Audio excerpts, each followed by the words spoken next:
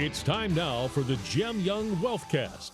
Brought to you by Gem Young Insurance and Wealth Advisors, a family-owned independent insurance and financial planning agency since 1947.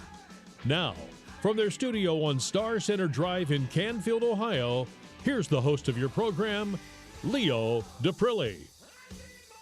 Welcome to the Gem Young Wealthcast. This is Leo Daprile. Well, today is the fourth installment of our analyst series. We've had Phil Blancato, we've had Ryan Lestrange, we've had Glenn Dorsey, and today I bring back one of your favorites, Stephen Daprile. Hey, Stevie. Hey, good to be here. Thanks for having me. Yeah, so you get to bat cleanup this time. Yeah, not that I'm following up any titans of financial analysis or economic analysis or anything, but it's good to be here regardless. Yeah, well, it's been an interesting month. So as we've progressed through the month, at the very beginning of the month, things with the Iran war were still hot. Okay, markets were down. The argument from the managers early on was this war doesn't really economically affect us. And even the flow of oil doesn't really affect us, although the price of oil affects us, but it has to do with more of world pricing than the American need. So, and that, as we've seen over the last 2 weeks, markets have responded very favorably to the point, Stephen, that even some analysts are scratching their heads of why the market's even going up in the first place, because nothing's really been settled as of now of any significance.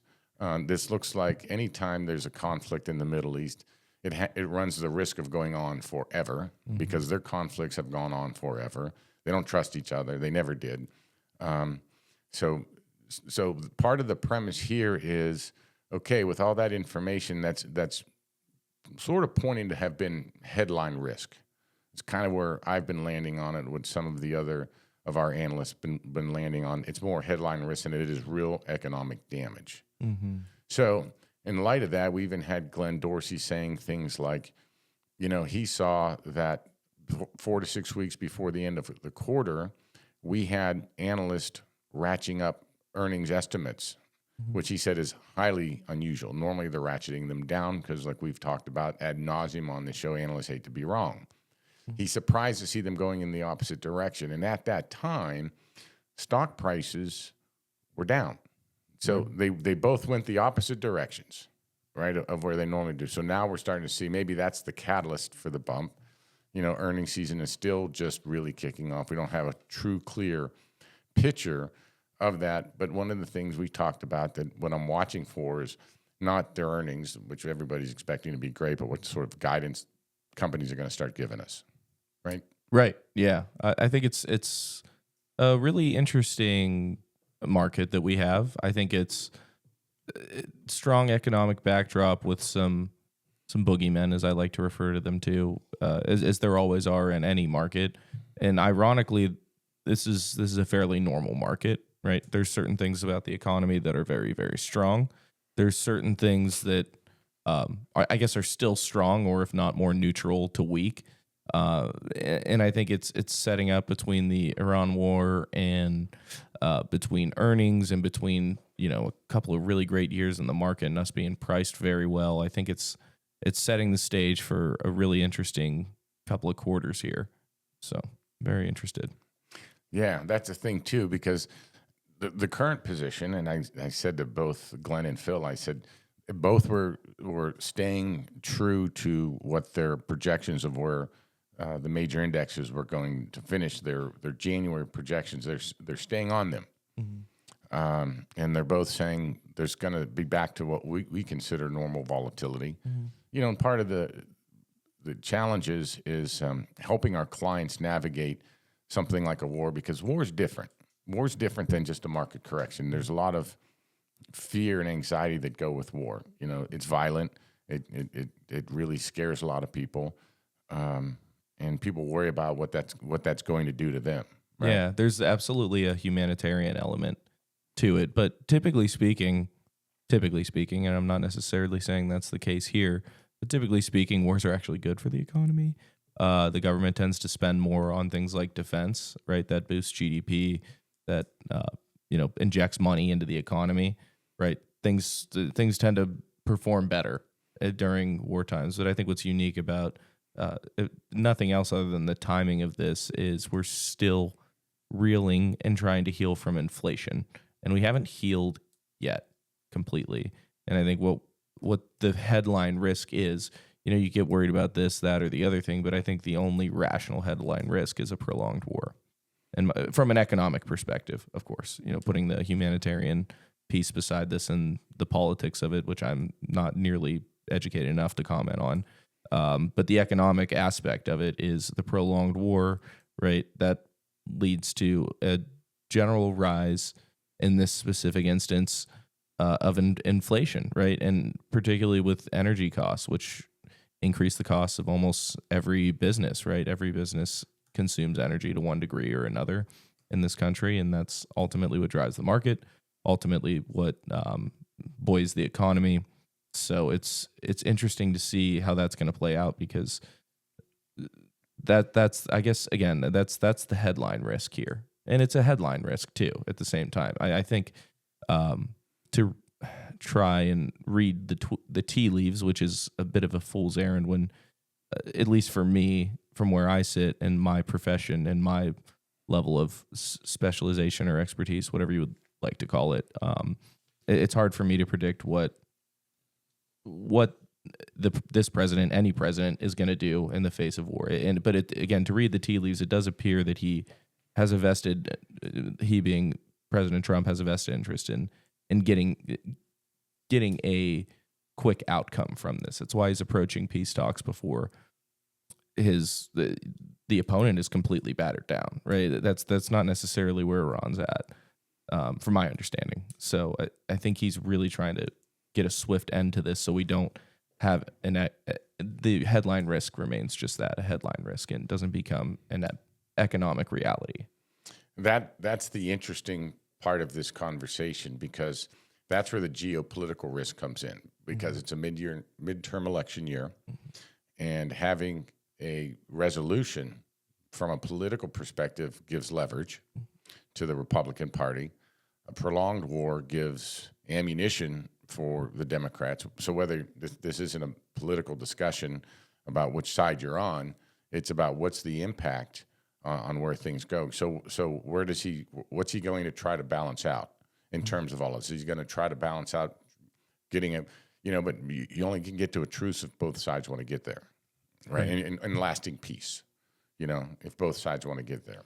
Yeah, right. And to talk more abstractly, I think to just, I guess, go into the politics just a little bit is one of the major reasons that people voted for Donald Trump over Joe Biden was they felt Joe Biden did not manage the economy very well, and they felt that Donald Trump would do a better job with it. And I think the reality is if this war is prolonged, I think the inflation effects will be felt around the midterm times, and I think he's acutely aware of that.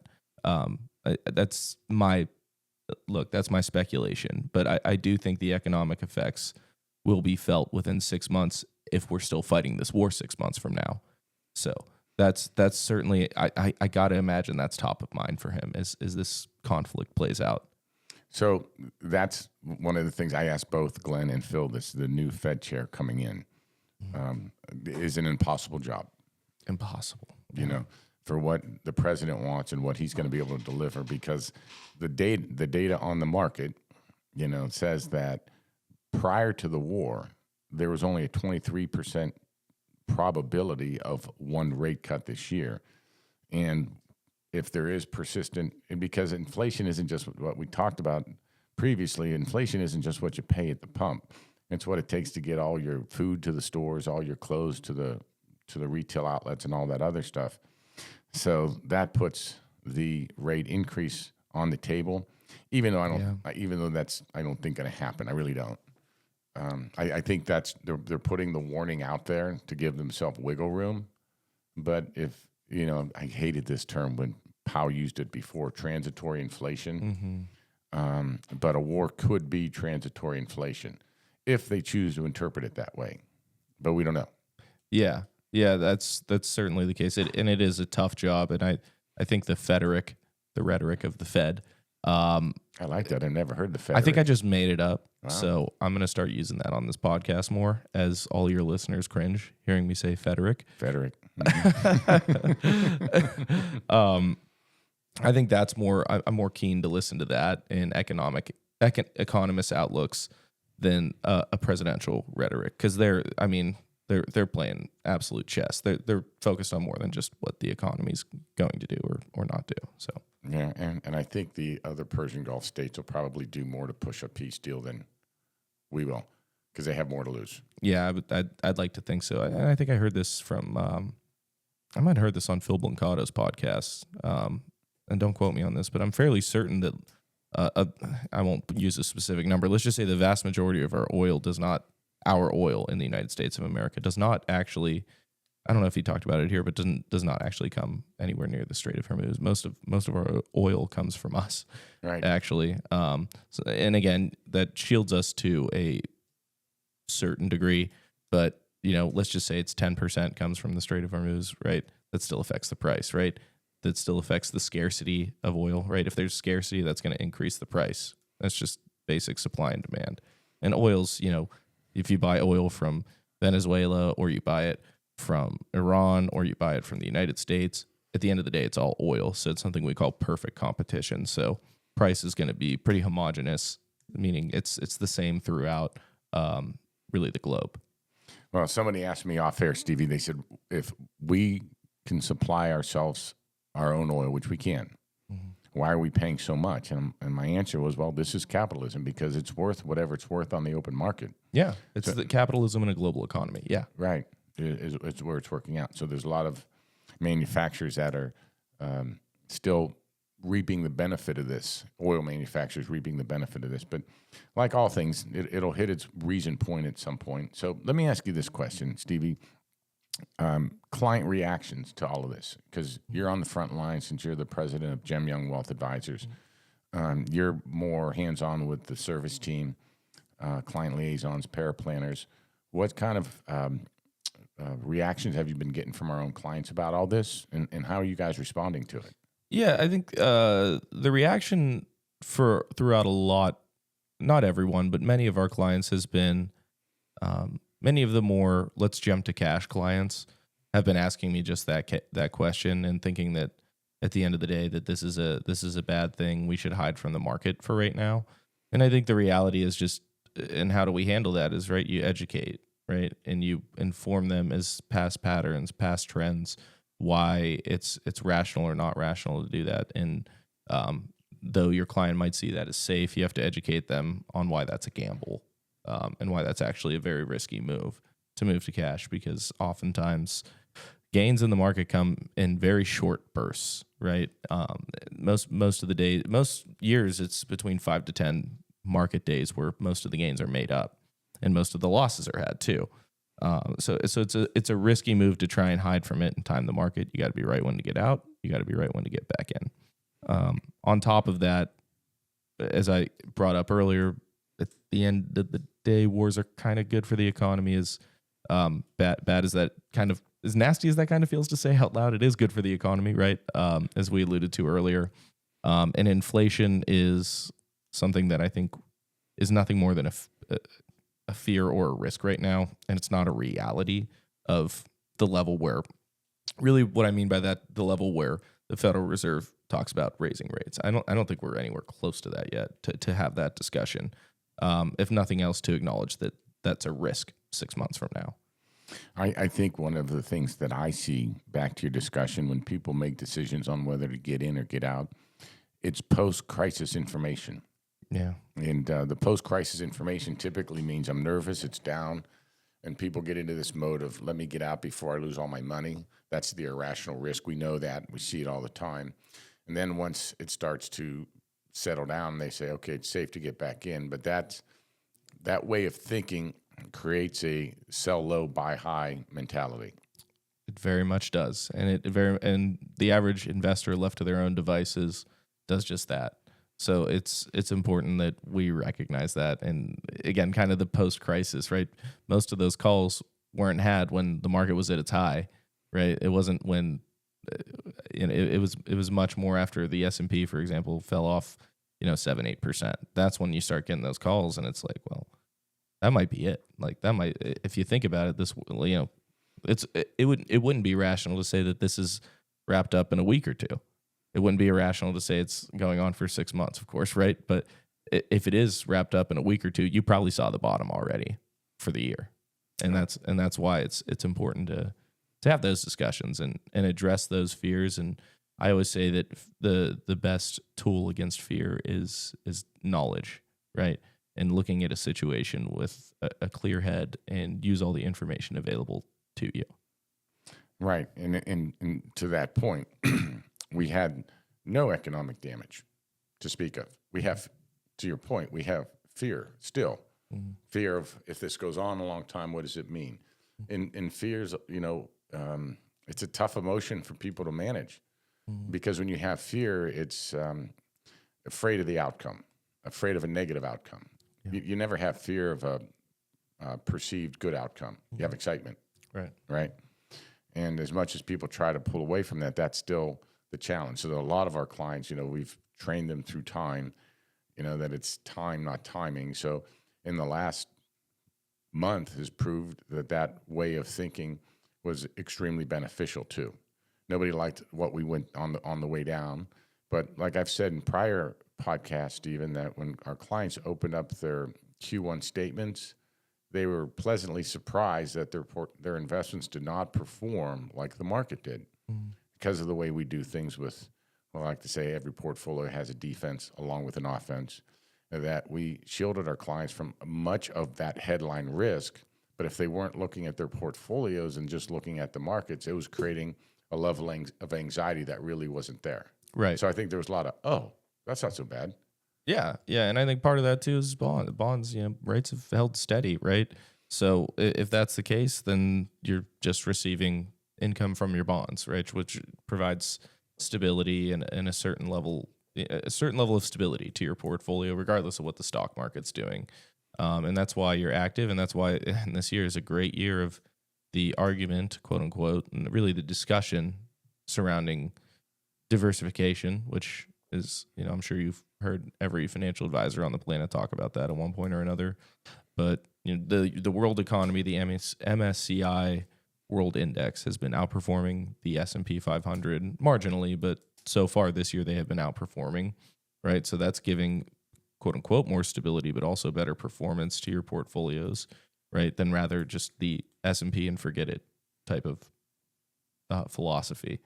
So those are certainly components that are making active management in a well-diversified portfolio really outperform. And again, I think that was certainly the case last year, and it's all that much more important in the quote-unquote perfect market that we headed into this year, where everything was priced to perfection. Everything was the price-to-earnings ratios were very high. It's very important to stay well-diversified, not just, you don't want all your money in necessarily NVIDIA, no matter how good it is.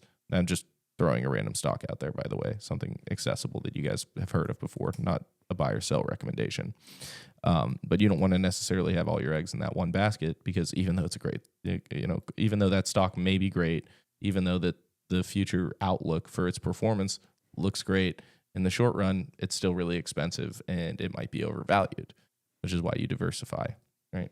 And I think, excuse me, that point was brought home by Glenn by saying if you just looked at the performance of the weighted S&P 500, it was negative for the year. But if you equally weighted the S&P 500 for the year, it was positive. Mm-hmm. Because a lot of the Mag 7, one of the things we talk about, since this is our recap meeting, one of the things he brought up was, a lot of the Mag 7 have not done well for the year and really dragged down the index for various reasons. Part of it, my argument, is not that they're stumbling. It's more that they're becoming mature businesses.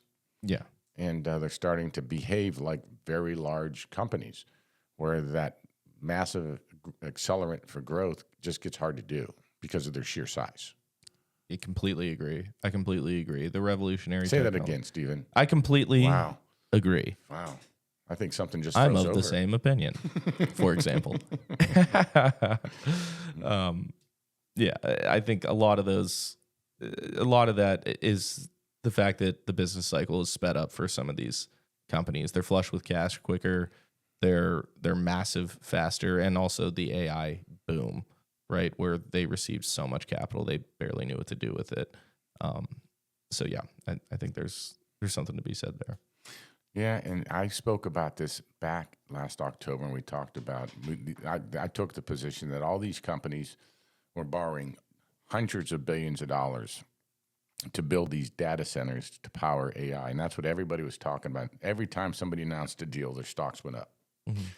Well, here we are in April, and what's the general tone around the country? Cities and towns are pushing back because they don't want data centers near them.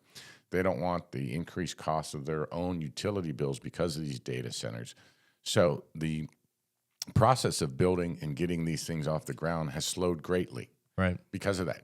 But it was a headwind at the time, and everybody was looking at the shiny object of there's going to be all these data centers around the country. And the reality at the whole time was our grid just can't handle it. Mm-hmm. We don't have the grid to handle it. Mm-hmm. So that was going to decelerate it. And I was making the argument that even though there was a lot of cash to do this, there was also an enormous amount of debt being taken on to do it too, which is going to drag out, till these things are up and running. It's old school business to me, old school business 101. You got to build it.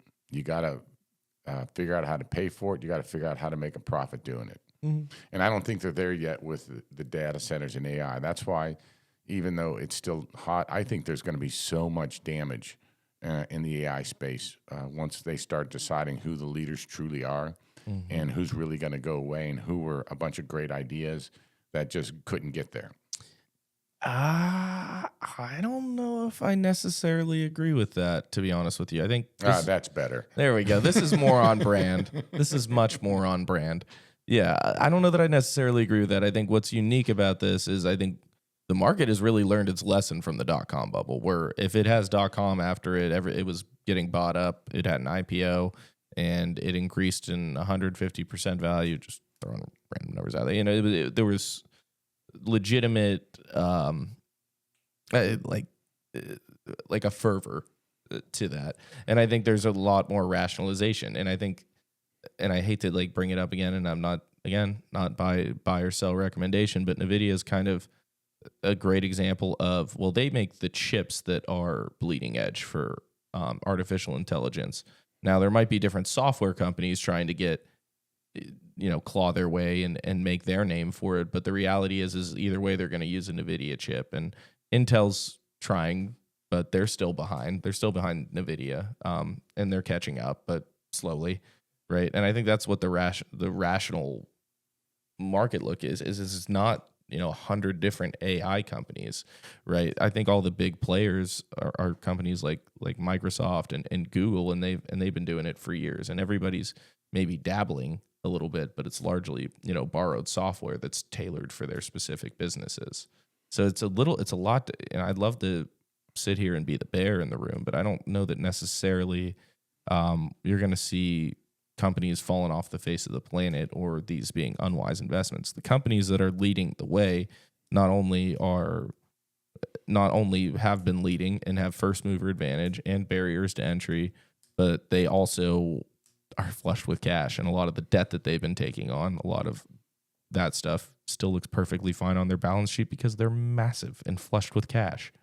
So that's what's uniquely different about this, where I think a price correction could happen, but I don't think you have and I know this isn't necessarily what you're saying.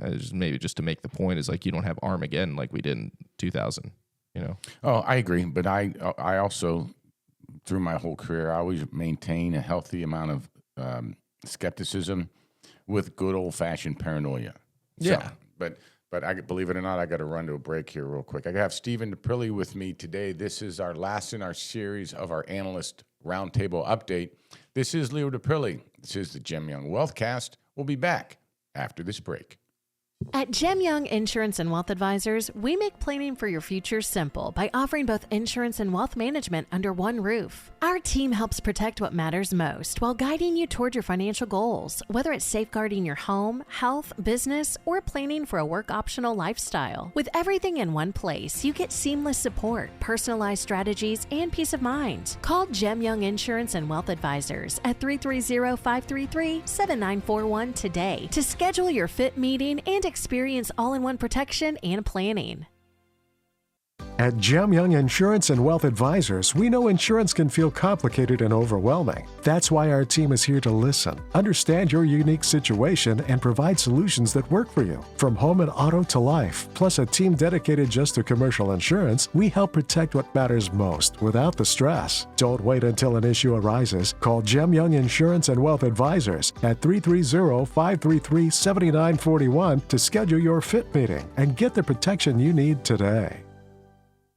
At Gem Young Insurance and Wealth Advisors, we believe your financial goals deserve more than just a plan. They deserve a team. From planning for a work-optional lifestyle to managing risk and supporting your everyday needs. Our financial planners, paraplanners, and service team work together to build a strategy that truly fits your life. Planning for the future? We'll help you make that confident financial decisions and achieve lasting peace of mind. Call Gem Young Insurance and Wealth Advisors today, 330-533-6936, to schedule your fit meeting and start building your financial future.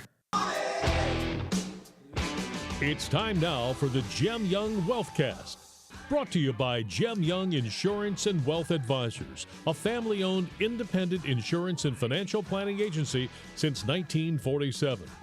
Now, from their studio on Star Center Drive in Canfield, Ohio, here's the host of your program, Leo Daprile.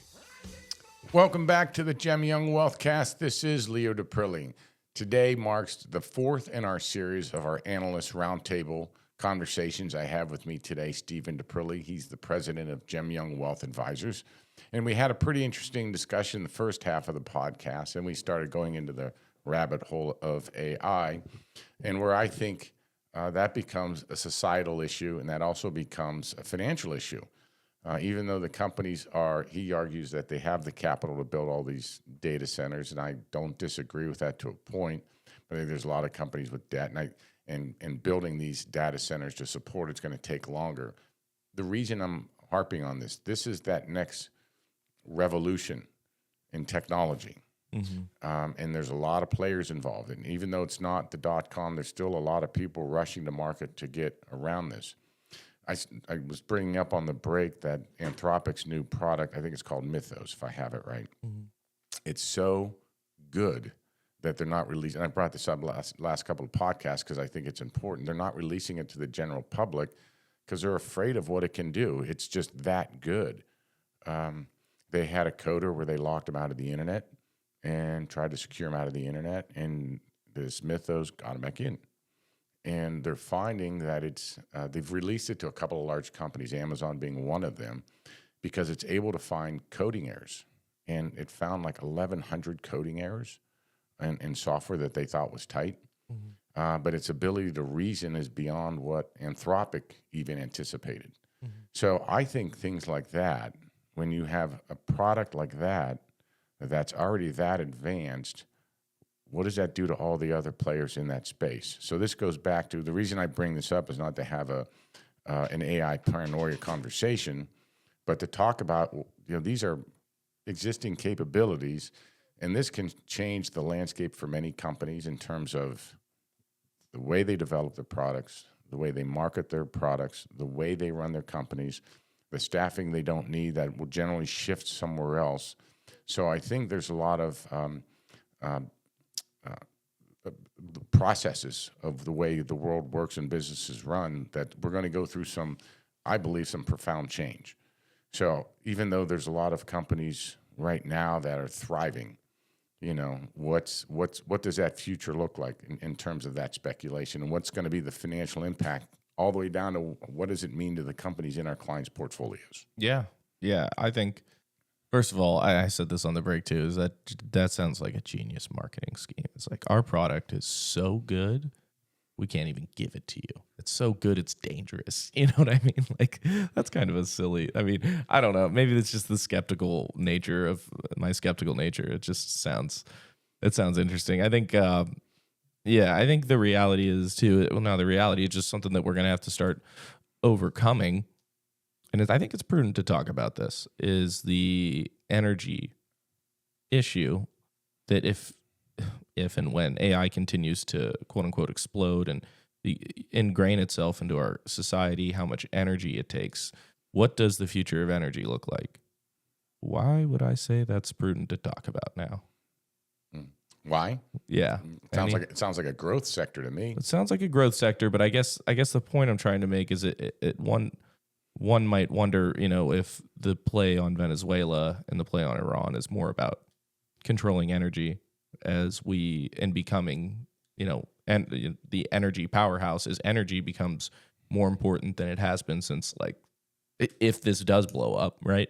If this does blow up, energy and coming up with unique ways to create it and have it and own it becomes as important as it was during the Industrial Revolution from a globally strategic perspective, which I think, it's always important. It's always been important. But as we enter this new era, it does feel, it's not just about filling up your car anymore, right? It's about running businesses. If you have a monopoly from a country perspective on oil, as we have, what's that look like? And it's just a thought that's in my head. What I don't know. I'm rambling. What are your thoughts on that? Oh, I think it's absolutely about control of oil. Because right. If you control the basic raw material, then there's more global control.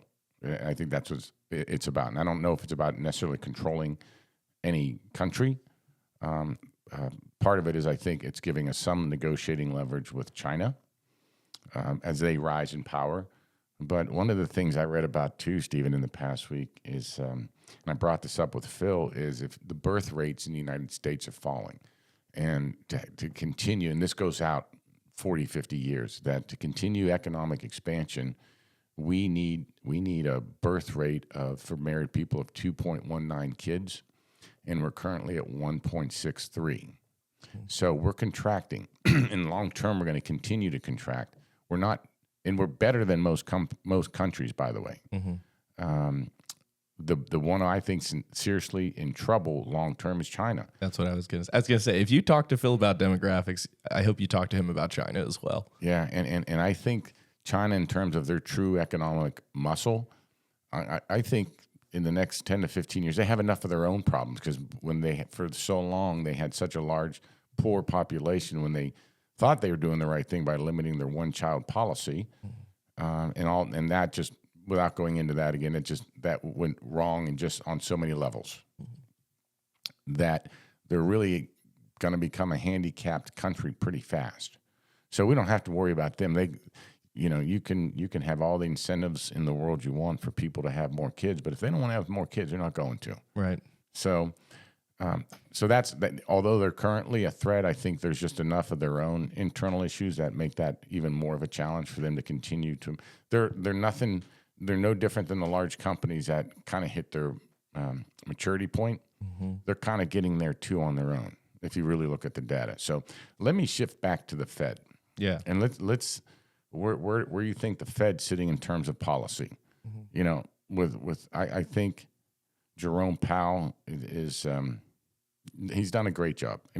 Have I agreed with everything? No. Do I think he's been the right guy for the job? I absolutely do. And I think the new Fed chairman coming in, when he was a Fed governor, was a pretty conservative guy. His rhetoric today's different. And I asked Glenn and Phil the same question that I'm asking you, and I stated this earlier in the show, and I said he's moving into an impossible job. Mm-hmm. Because since there's 12 other board governors deciding what the direction of interest rates go, no matter the mandate the president wants to give him, these are all bright, independent thinking people that aren't going to be swayed by any political pressure. In my opinion, they're there to be politically agnostic and then handle their two mandates of unemployment and inflation. I think inflation. We've talked about this in the past. I think if the Fed moves away from that hard line in the sand of a 2% inflation rate, I think that gives more flexibility to the Fed, but they haven't done it yet. I'm wondering if that's going to be one of his mandates about trying to control where interest rates go by trying to loosen up their position or their mandate on inflation. Because my argument, I asked Phil the question, and I asked Glenn the same question. What's wrong with 3% inflation? Why does it have to be 2%? Mm-hmm. Yeah, I think that's an interesting point. It makes it kind of depends. It depends if GDP is matching that. Depends if new hires are matching that, right? It's not. It depends on unemployment, right? Because then you make your impoverished more impoverished. Is what that would look like. What's wrong with 3%? Bread becomes unaffordable for people, who already have a hard enough time affording it.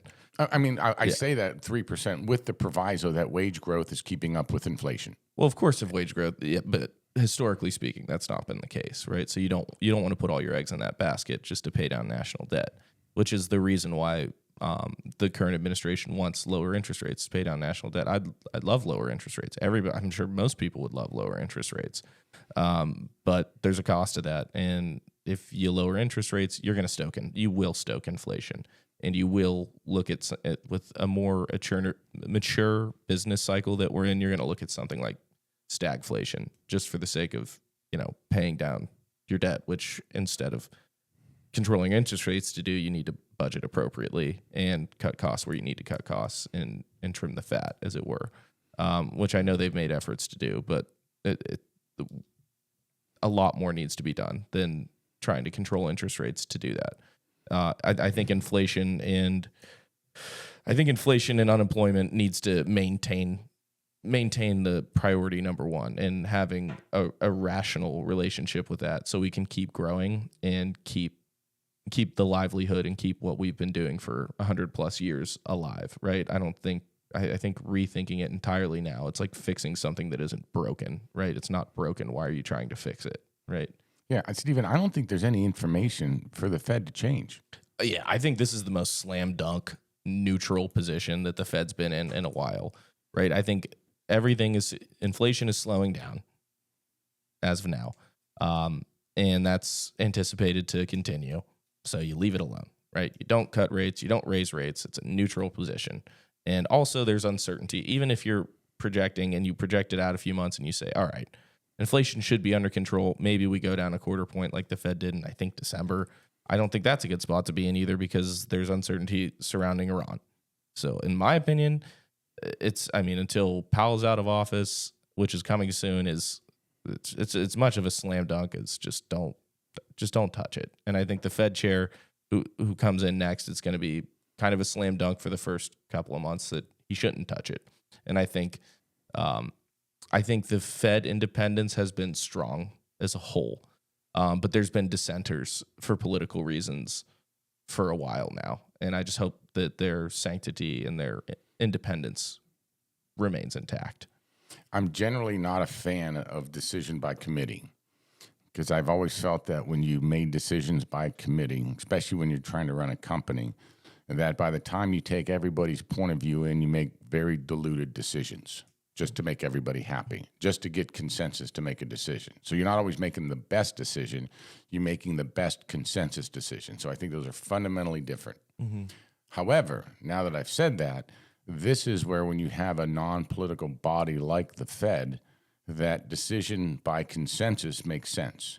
Because if you have a couple of Fed board governors, which I don't know if there are, but if they've gotten political, the decision by consensus neutralizes that. Agreed. And keeps the Fed independent. And with independence comes integrity. Mm-hmm. So anyhow, that's my take on the incoming Fed chair. Yeah, philosophically, I agree with that as well. I think it's a strongly run and strongly organized governing body, and it's structured correctly for what they're trying to manage too, right? You wouldn't necessarily want everything done in America by committee necessarily, right? There's certain things that need to be done. There's certain times that risks need to be taken, and I think in this position you want a steady hand, and I think the 12 Fed chairs lends itself to a more steady approach. Even like running this company, I take into a lot of account other people's points of view, but some decisions just have to be mine. Yeah, 100%. And I think that's just the way it goes. Yeah, and that's leadership to me. Right. So yeah, I completely agree. So anyhow, being the chair of the Fed right now is almost a bit of herding cats. Yeah, a little bit. All right. So what stood out to you the most this quarter? Positive or negative? What surprised you? Didn't surprise you? Well, obviously, I think if going into the quarter, I think the biggest thing would be the Iran war. Obviously, there's always the stuff that you don't necessarily know or expect. that you don't see coming. So that's obviously the biggest surprise and the subsequent volatility surrounding it. But with that being said, we expected volatility. We just didn't put a name to it, right? We didn't know what that volatile thing was going to be, whether it was going to be that we were priced to perfection and there was going to be volatility surrounding that, or there'd be geopolitical or domestic uncertainty that we would have to consider that would affect the markets. We expect that there's things that we don't expect to happen. So I think though there's components that are really unexpected and really surprising in a nutshell, right? The macro of it all, the big, if you were to tell me at the beginning of the year we were going to be down 7-8%, I would have said, yeah, it makes sense. That checks out. And I don't know what happened. I'm sure something happened. I doubt we just decided to sell off 8%, but wouldn't be surprised. We've had 2 bang up years in the market, 2 very good years in the market. I'm not overly surprised that we pulled back a little bit. So sorry if that's kind of a boring answer, but and not to say that I expected this or anything like that. This is how the market works, right? And it's a return to, I think in a lot of ways, it's a return to normalcy. And I think that's what we're looking at, is return to, not everything is always sunshine and roses, and the market can still go up or go down in the face of that. So we talk about this a lot. So part of the reason we don't get all uptight about things, I had another phrase I was going to use, but man, I would have gotten in trouble for it. Good restraint on your part. Don't always have it, but I did today. Nailed it. 5 and 10% corrections are just part of business, part of our business. We know that, we're resilient to it. And when we see it coming, or if we don't see it coming, but when it happens, we go, okay, that made sense. So I actually had 2 big surprises for the quarter myself.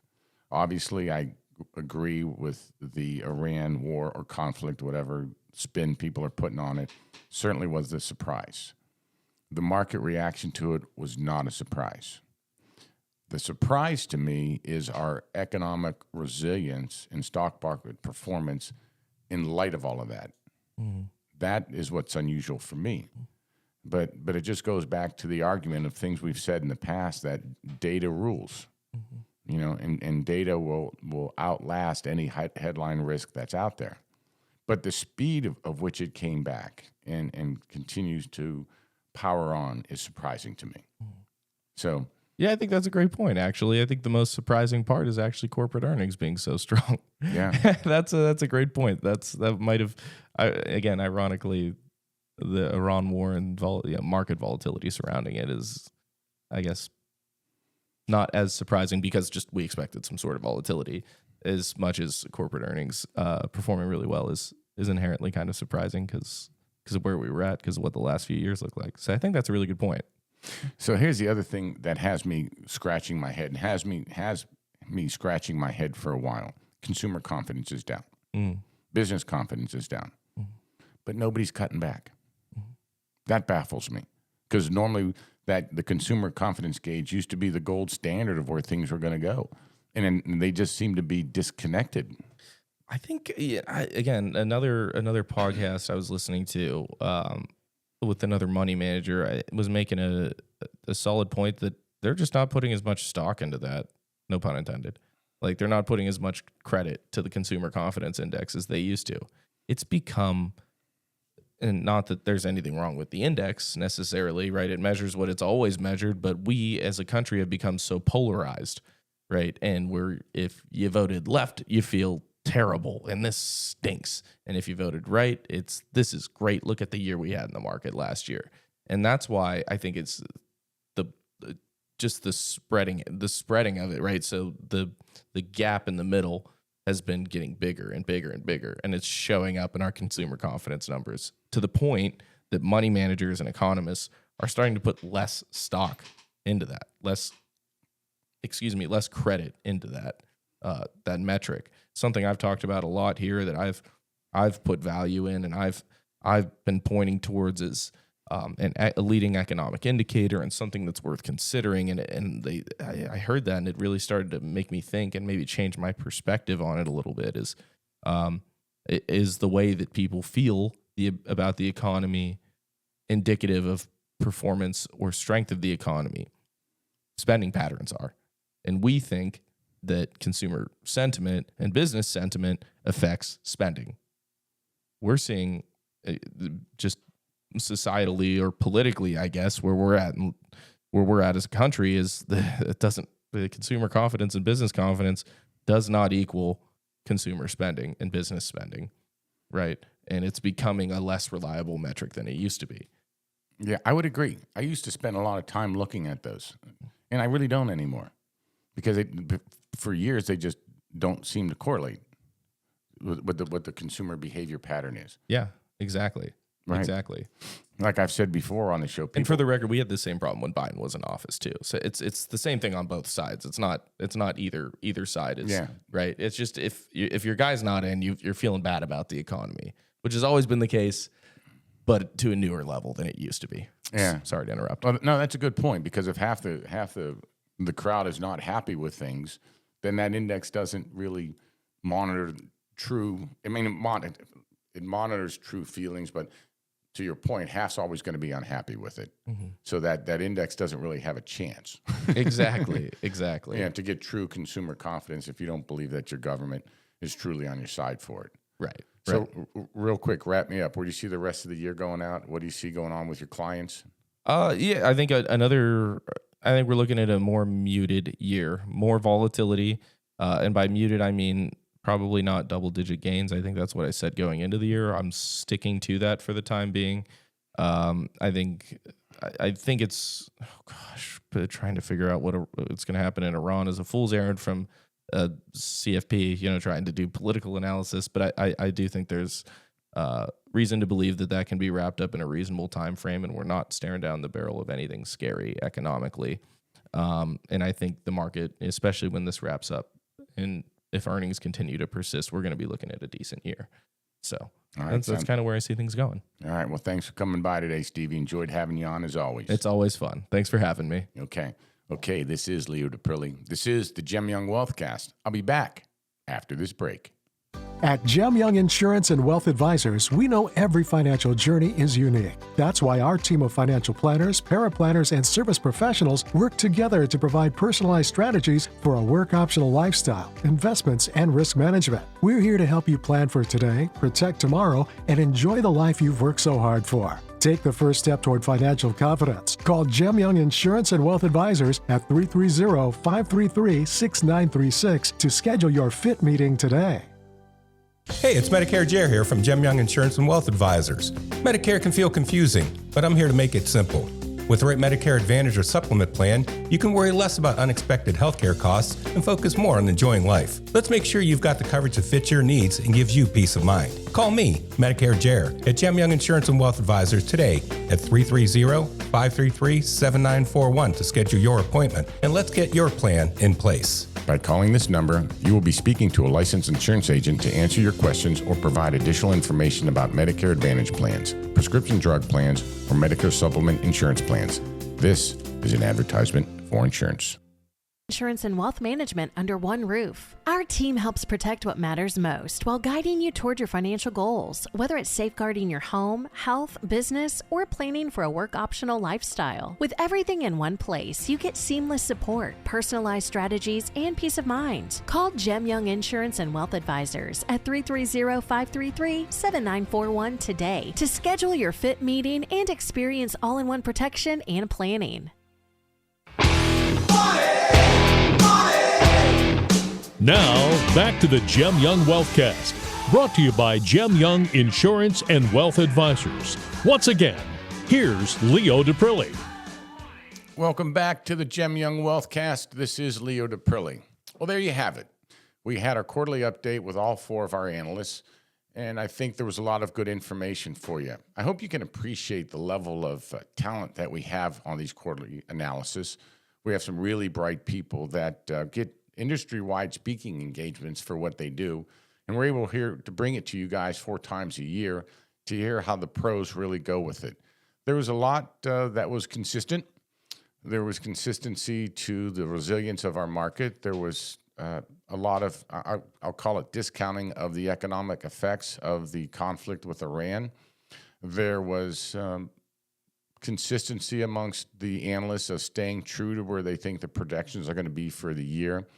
And there's also a lot of consistency that the volatility that we had, we all know it in this business, been at it long enough, is pretty normal stuff. And we're expecting more throughout the year. We're not just expecting a rosy straight up. But that's what we're here for, to manage the diversity for you, to make sure that your portfolio is balanced. And we position you to absorb these shocks, not to avoid them. To Stephen's point today, you know, in many cases, your return for a year could be in 5 to 10 trading days. That's why we always advocate time over timing, because nobody knows till the year's over, till we look over our shoulder and see when those times were. So, and like he said, those could be the best trading days or the worst trading days. And that's a good example of why we don't do market timing, because you never know what those are. And we know well enough that we've been around long enough to know what there's futility in that. And if you've done it and you've got it right, consider yourself lucky, not good, in my opinion, because to do it consistently, I've never seen anybody do it. So the common theme was diversity has been your friend this year. Having a more diversified portfolio, especially out of the large Mag 7 stocks, has rewarded you quite well this year, and will continue because there's a lot of strong economic viability of these companies, which is key. That's long-term success. You've heard me say in the years I've worried about returns in the market were too concentrated to too few companies, and the diversity play, whether it's stocks or bonds this year, has been strong for everybody. So those are nice things for us to see, because that goes to the overall health of what it is from an investment landscape, and just as we help you achieve that work optional lifestyle, which is always the main aspiration. And lately, the next phase for that is what to do with the legacy now that we've achieved the work optional lifestyle. This is the next phase. A good show today. I want to appreciate having all my guests. Check us out. We're a podcast available right after the show. This is Leo Daprile. This is the Gem Young Wealthcast. Until next time. At Gem Young Insurance and Wealth Advisors, we make planning for your future simple by offering both insurance and wealth management under one roof. Our team helps protect what matters most while guiding you toward your financial goals, whether it's safeguarding your home, health, business, or planning for a work-optional lifestyle. With everything in one place, you get seamless support, personalized strategies, and peace of mind. Call Gem Young Insurance and Wealth Advisors at 330-533-7941 today to schedule your fit meeting and experience all-in-one protection and planning. At Gem Young Insurance and Wealth Advisors, we know insurance can feel complicated and overwhelming. That's why our team is here to listen, understand your unique situation, and provide solutions that work for you. From home and auto to life, plus a team dedicated just to commercial insurance, we help protect what matters most without the stress. Don't wait until an issue arises. Call Gem Young Insurance and Wealth Advisors at 330-533-7941 to schedule your fit meeting and get the protection you need today. At Gem Young Insurance and Wealth Advisors, we believe your financial goals deserve more than just a plan. They deserve a team. From planning for a work-optional lifestyle to managing risk and supporting your everyday needs. Our financial planners, paraplanners, and service team work together to build a strategy that truly fits your life. Planning for the future? We'll help you make that confident financial decisions and achieve lasting peace of mind. Call Gem Young Insurance and Wealth Advisors today, 330-533-6936, to schedule your fit meeting and start building your financial future. Join me every week where we talk anything and everything about your money. Have a topic you want to hear more about? Email Katie, that's Kayti, at gemyoung.com. You can find us on Apple, Spotify, and the iHeartRadio apps. Until next time, this is Leo Daprile.